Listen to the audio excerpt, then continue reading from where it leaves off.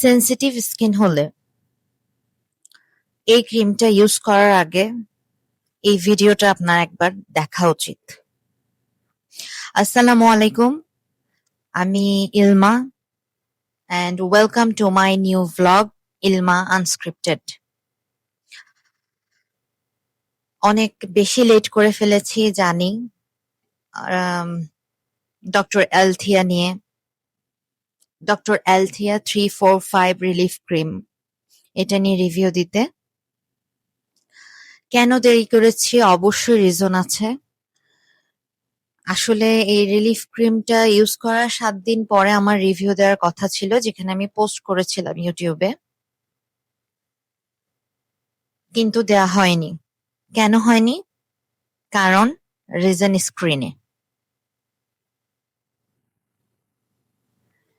বড় বড় ইনফ্লুয়েন্সাররা বলেছিলেন যে এটা রিলিফ ক্রিম,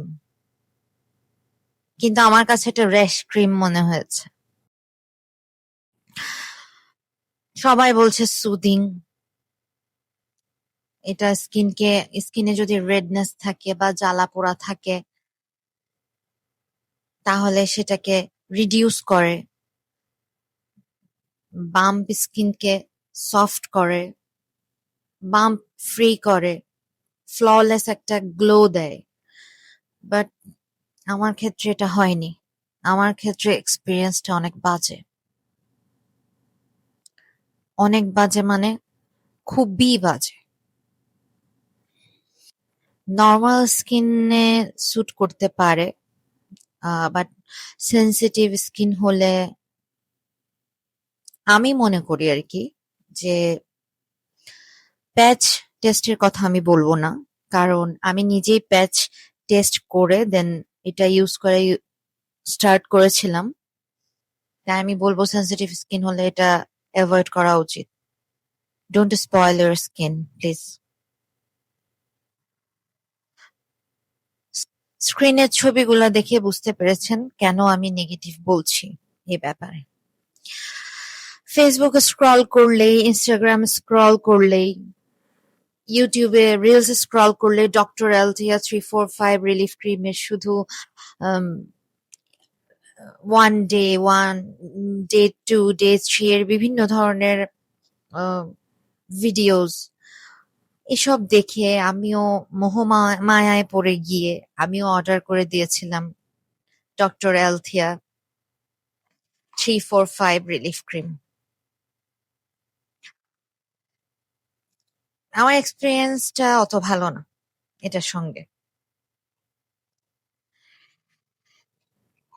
আমার আগের ভিডিওগুলোতে আমার খেয়াল করলে দেখবেন যে আমার স্কিনের দুই পাশে কোনো প্রবলেম ছিল না, কিন্তু দুই একটা ছোট ছোট পিম্পলস ছিল।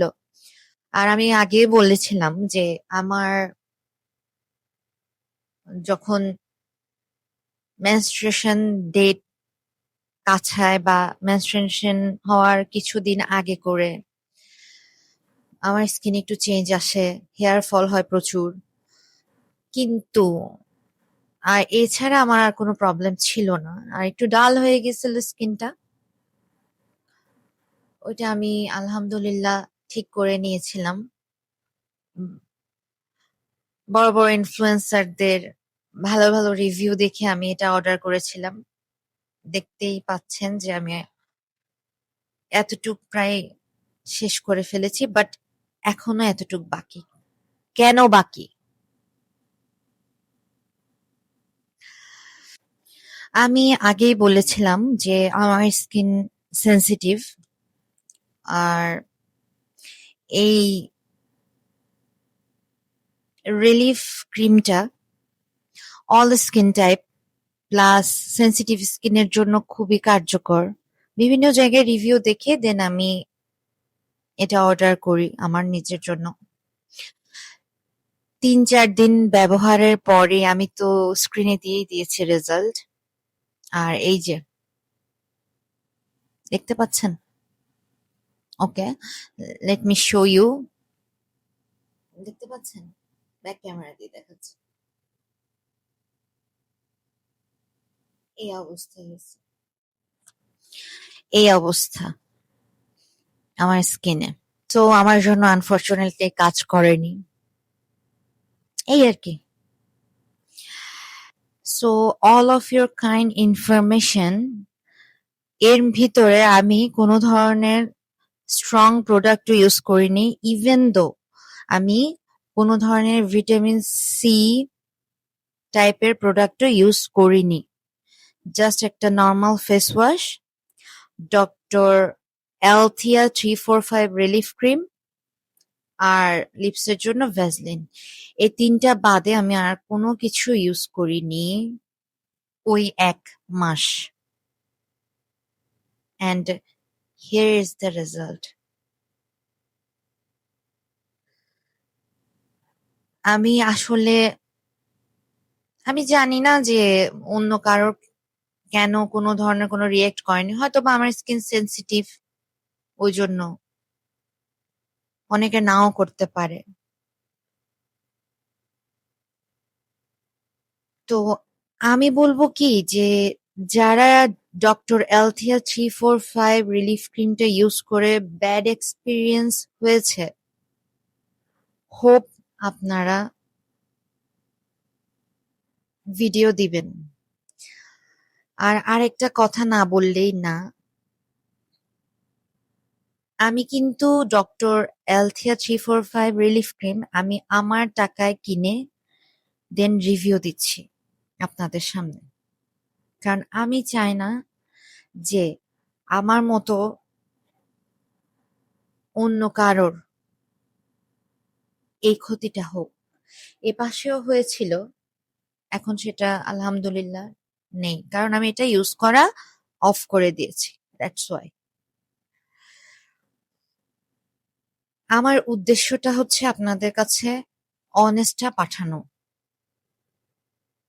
অনেস্ট একটা ইনফরমেশন আপনাদেরকে গ্যাদার করে দেওয়া। তো আবার এটাও হতে পারে যে ডক্টর অ্যালথিয়া 345 রিলিফ ক্রিমের কোনো একটা ইনগ্রিডিয়েন্টস হয়তোবা আমার স্কিন স্যুট করেনি। এটাও হতে পারে। বাট বি কেয়ারফুল যেকোনো প্রোডাক্ট ইউজ করার আগে। সব জায়গায় রিভিউ দেখার পরও আমি ভুল করেছি। হ্যাঁ, আরেকটা কথা, obviously আমি অরিজিনালটাই অর্ডার করেছি।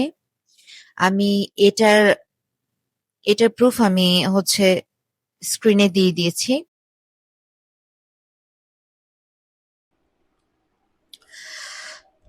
তো এটাতে কোনো সন্দেহ নাই যে আমি ফেক প্রোডাক্ট ইউজ করেছি।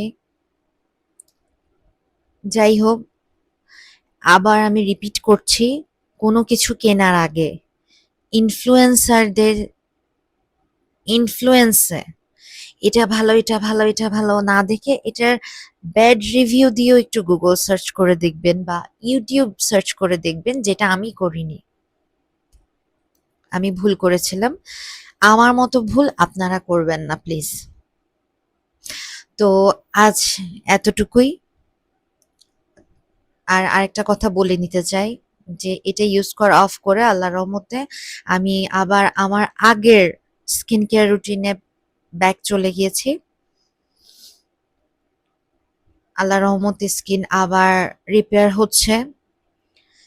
এখন নেক্সট ভিডিওতে ইনশাল্লাহ আমি আরেকটা প্রোডাক্টের রিভিউ নিয়ে আসব। সে পর্যন্ত সবাই ভালো থাকবেন, সুস্থ থাকবেন।